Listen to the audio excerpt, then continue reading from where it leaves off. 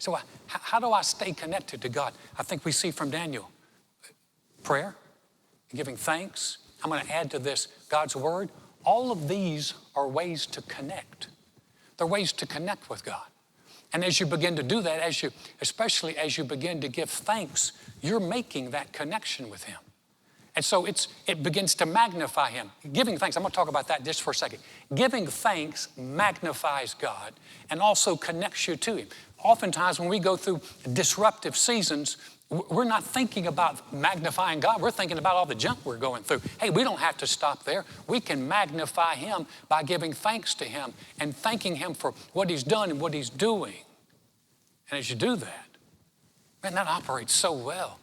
It creates in us a greater sense of his reality and a greater sense of our connection to him.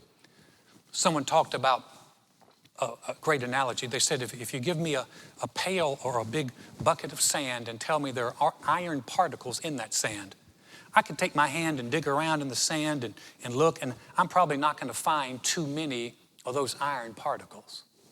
But if I take a magnet and I begin to take that magnet and move it through the sand, that magnet attracts those iron particles, and I can pull out a magnet full of iron particles.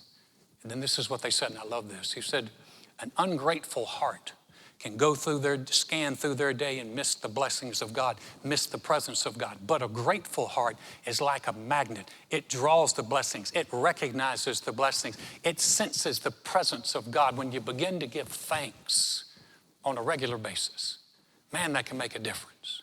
You know, Daniel was a guy that gave thanks and prayed 3 times a day. And you think, wow, 3 times a day, that's a little bit extreme. Yeah, but he was extremely protected and extremely promoted, and he extremely prospered. Listen, guys, during disruptive times, these are the times where we connect with God.